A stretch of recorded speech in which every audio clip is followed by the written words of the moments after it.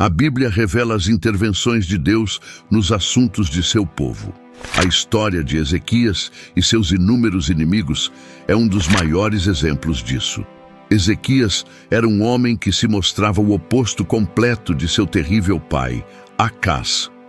Durante seu reinado, ele recebeu uma honra incomum, fazendo o que era correto aos olhos do Senhor, assim como seu antepassado Davi fizera. No terceiro ano do reinado de Oséias, filho de Elá, rei de Israel, Ezequias, filho de Acás, rei de Judá, começou a reinar. Ele tinha 25 anos de idade quando começou a reinar e reinou por 29 anos em Jerusalém. Sua mãe chamava-se Abi, filha de Zacarias. Ezequias fez o que o Senhor aprovava, conforme tinha feito Davi, seu predecessor. Ele removeu os altares de adoração pagã, destruiu as imagens, as colunas sagradas de pedra e cortou os postes da deusa Aserá. Também esmagou em pedaços a serpente de bronze feita por Moisés, pois até aquela época os israelitas queimavam incenso para ela e a chamavam de Neustã, uma escultura de bronze. Ezequias depositou sua confiança e fé no Senhor, o Deus de Israel, de modo que depois dele não houve igual entre todos os reis de Judá, nem entre os que o precederam. Depois de ler sobre a infidelidade e as ações atrozes de muitos reis de Israel e Judá, o rei Ezequias é um sopro de ar fresco. Ele prosperou por onde quer que fosse, pois o Senhor estava com ele. Reis capítulo 18, versículos 6 a 16. O Senhor estava com Ezequias e ele prosperava por onde quer que fosse. Ele se rebelou contra o rei da Síria e se recusou a servi-lo. Derrotou os filisteus até Gaza, incluindo o seu território, desde as torres de vigia isoladas até as cidades fortificadas e populosas. No quarto ano do reinado do rei Ezequias, e no sétimo ano de Oséias, filho de Elá, rei de Israel, Salmaneser, rei da Síria, subiu contra Samaria e a cercou. Ao fim de 3 anos, a tomaram no 6º ano do reinado de Ezequias e no 9º ano do reinado de Oséias, rei de Israel. Samaria foi tomada e o rei da Síria levou Israel em exílio para a Síria, estabelecendo-os em Hala, no rio de Gozã e nas cidades dos Medos, porque não deram ouvidos à voz do Senhor, seu Deus, e quebraram a sua aliança.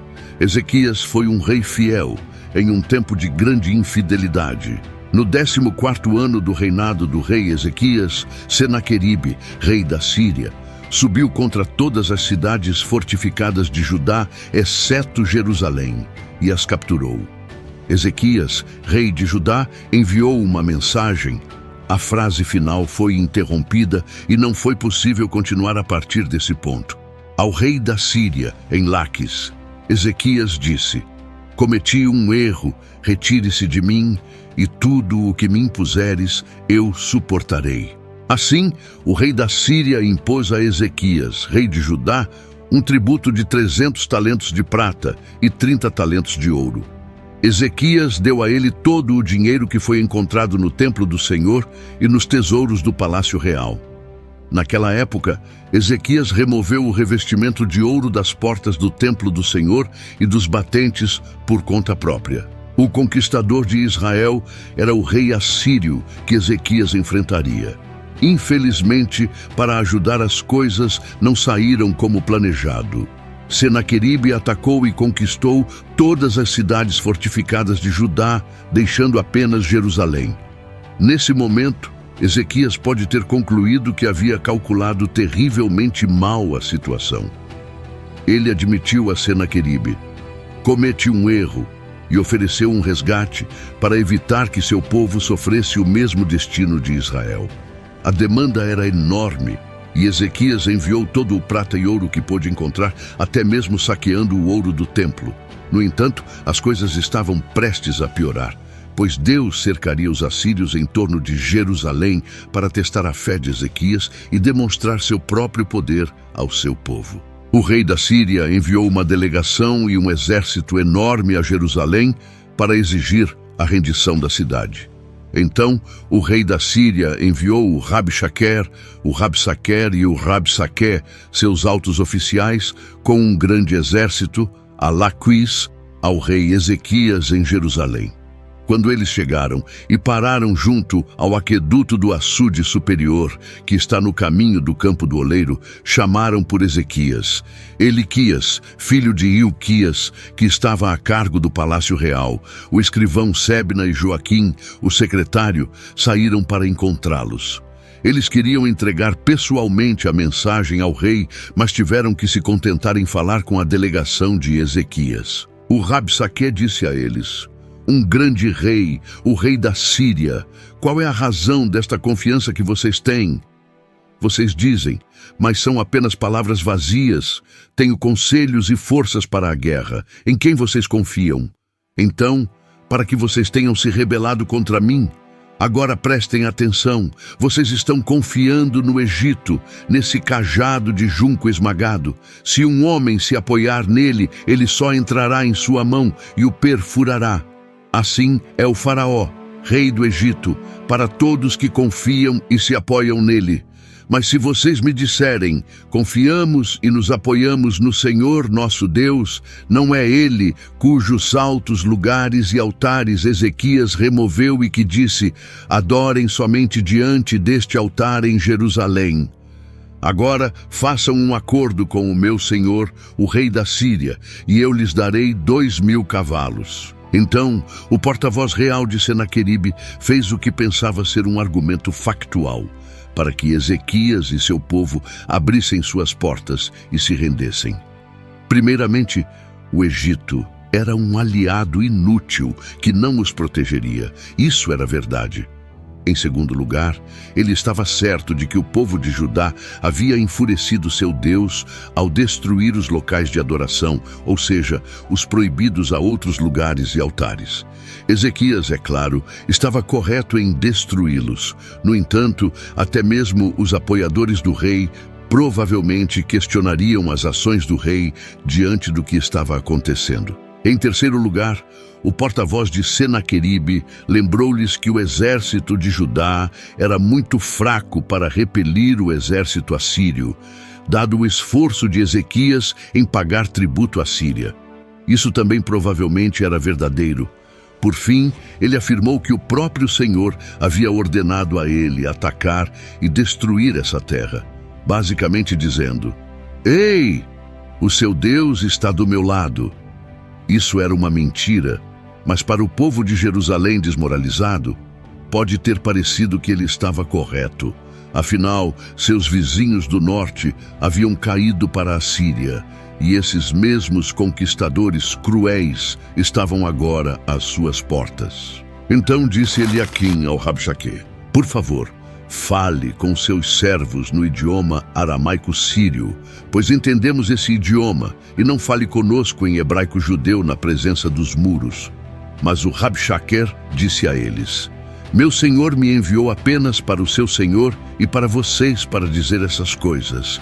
Não me enviou também para os homens que estão no alto dos muros, destinados a comer suas próprias fezes e beber sua própria urina, junto com vocês, durante o cerco. Então o Rabsaqué se levantou e gritou com voz alta, em hebraico-judeu, a palavra do grande rei, o rei da Assíria.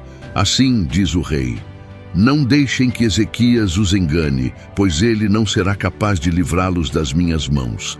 Nem permitam que Ezequias os faça confiar e depender do Senhor, dizendo, certamente o Senhor nos livrará, e esta cidade de Jerusalém não será entregue nas mãos do rei da Assíria.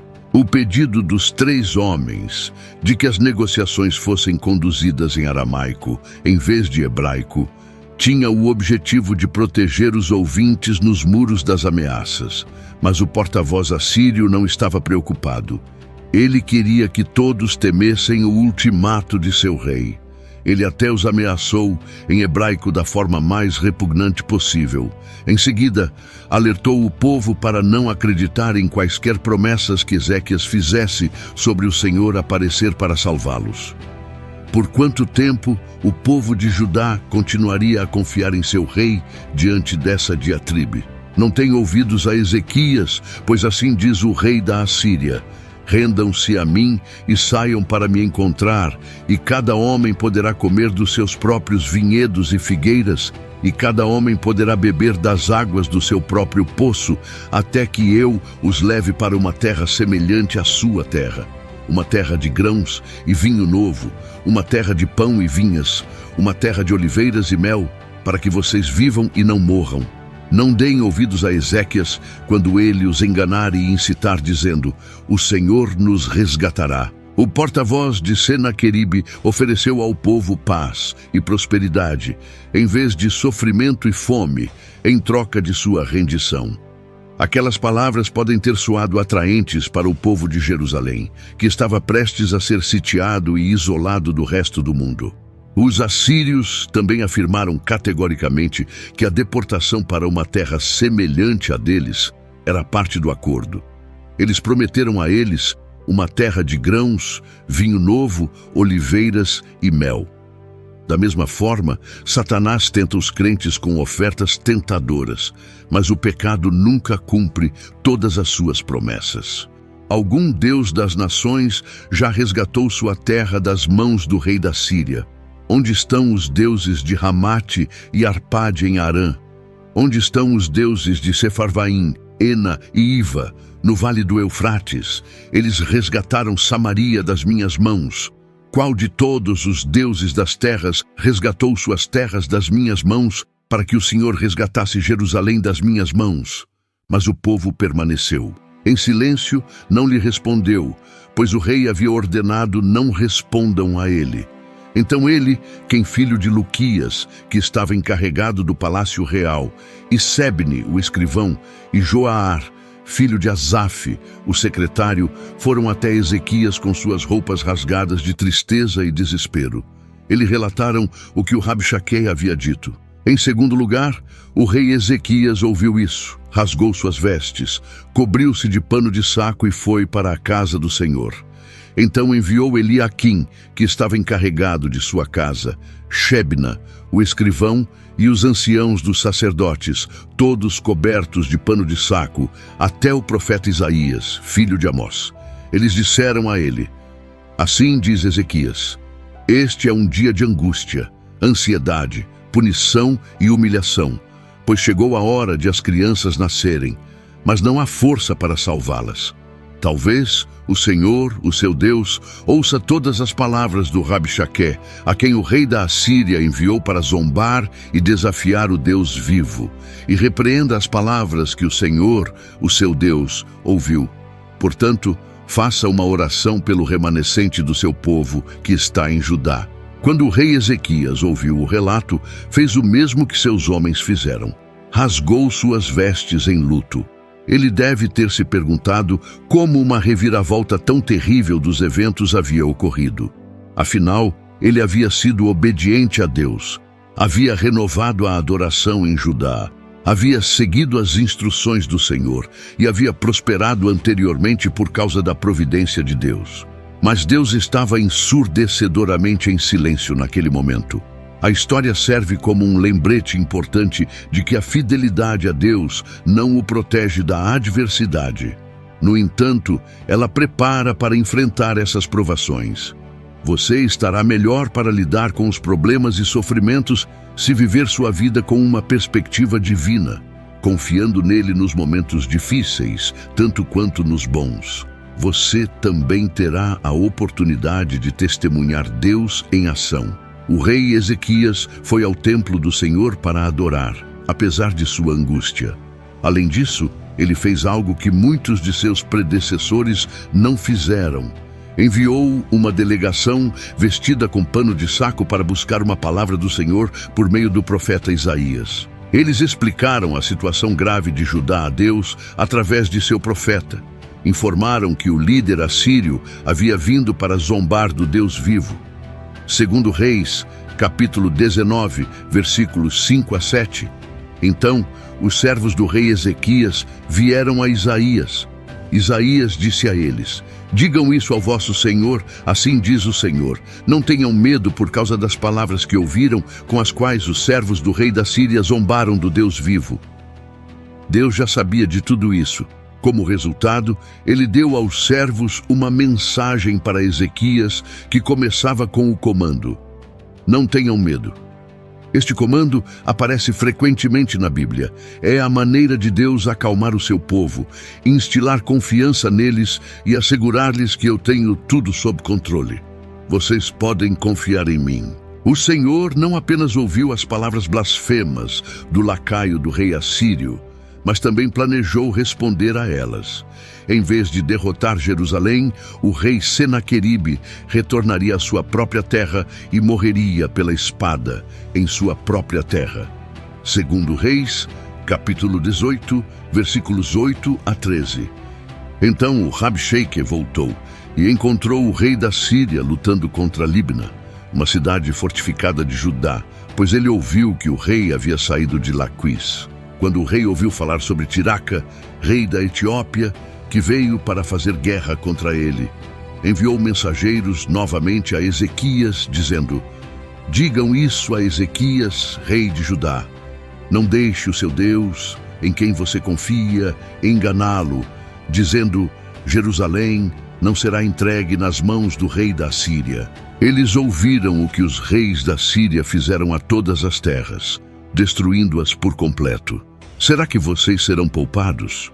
Os deuses das nações que meus antepassados destruíram os salvaram. Gozar Aranda, Mesopotâmia, Rezef e os povos de Éden, entre outros. O porta-voz real de Senaqueribe provavelmente estava acampado junto às muralhas de Jerusalém, aguardando uma resposta de Ezequias. Quando soube que o rei havia retirado seu exército de Laquis e estava lutando em Libna, cerca de 40 quilômetros a sudoeste de Jerusalém, Senaqueribe viu que Tiraca do Cush estava se preparando para lutar contra ele, o que fez com que o rei assírio desviasse sua atenção de Jerusalém por apenas um curto período de tempo. Por isso, os derrotaram. Agora, Senhor nosso Deus, livra-nos das mãos de Senaqueribe, rei da Assíria, para que todos os reinos da terra saibam que só Tu, Senhor, és Deus. Quando Ezequias leu a carta de Senaqueribe, não rasgou suas vestes em agonia. Ele a levou ao templo e a colocou diante de Deus e orou.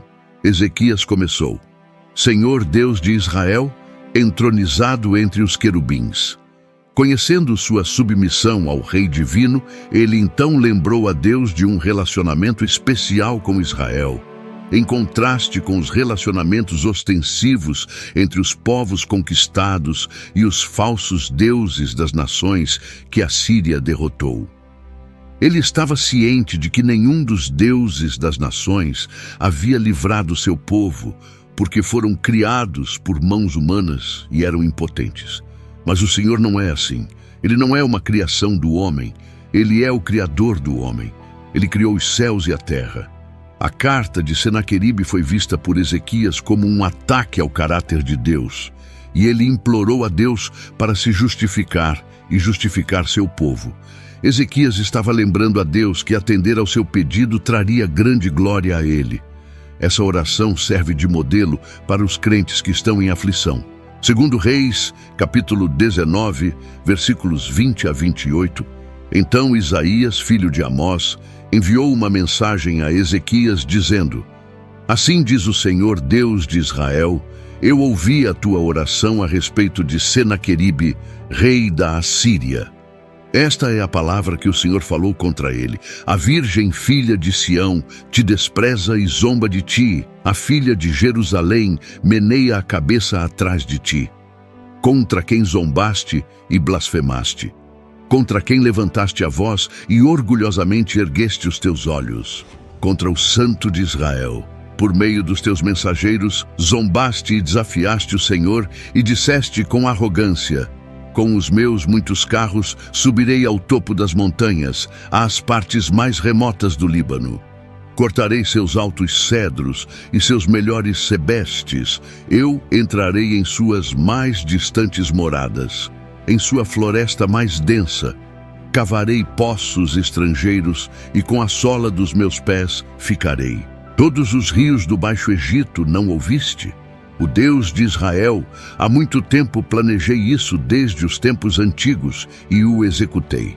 Agora eu fiz acontecer, para que você, rei da Síria, seja o meu instrumento para transformar cidades fortificadas em montões de ruínas. Portanto, os seus habitantes ficaram impotentes, foram abatidos em espírito e envergonhados. Tornaram-se como plantas do campo, ervas verdes como a relva nos telhados, que seca antes de crescer. Mas eu, o Senhor, conheço o seu sentar, ó Senaqueribe, o seu sair, o seu entrar e a sua fúria contra mim. Porque você está furioso contra mim e porque sua arrogância e complacência chegaram aos meus ouvidos. Eu colocarei meu anzol no seu nariz e minha rédea nos seus lábios. E eu farei voltar para a Síria pelo caminho por onde veio. Deus ouviu a oração de Ezequias e novamente se manifestou por meio de Isaías. Senaqueribe é zombado em sua resposta poética que exalta o soberano domínio de Deus sobre as nações. O rei assírio não apenas zombou de Judá e de seu rei, mas também blasfemou contra o Santo de Israel, enquanto Senaqueribe assumia arrogantemente seu próprio poder, não tendo ideia de que suas vitórias eram predeterminadas por Deus como parte de seu plano. O rei assírio era então apenas um peão no tabuleiro de xadrez do reino de Deus. O povo de Jerusalém não conseguiu sair das muralhas para plantar colheitas, mas o sinal de Deus para Ezequias foi que o povo de Jerusalém iria comer as colheitas das sementes que cresceriam por si mesmas nos próximos 2 anos. Eles seriam capazes de semear e colher, plantar vinhas e comer seus frutos no 3º ano. Judá não seria destruída. Um remanescente sobreviveria, daria frutos e deixaria as muralhas de Jerusalém, porque o Senhor é zeloso por sua glória e seu povo da aliança. Portanto, assim diz o Senhor acerca do rei da Assíria: ele não entrará nesta cidade, nem lançará nela uma seta. Não virá perante ela com escudo, nem levantará contra ela rampas de cerco. Pelo caminho por onde veio, pelo mesmo caminho retornará. Declara o Senhor, porque defenderei esta cidade para salvá-la, por amor de mim e por amor de meu servo Davi. Deus defenderia Jerusalém contra Senaqueribe. Ele faria isso por amor a si mesmo e por amor a seu servo Davi. Deus não permitiria que algum rei assírio inexperiente atrapalhasse seus planos. Ele também cumpriria sua promessa a Davi de manter um de seus descendentes no trono de Jerusalém para sempre, uma promessa que culminaria eventualmente no reinado de Jesus Cristo, nosso Senhor. Senaqueribe não podia fazer um movimento ou ter um pensamento privado que Deus não estivesse ciente, incluindo qualquer fúria direcionada a Deus.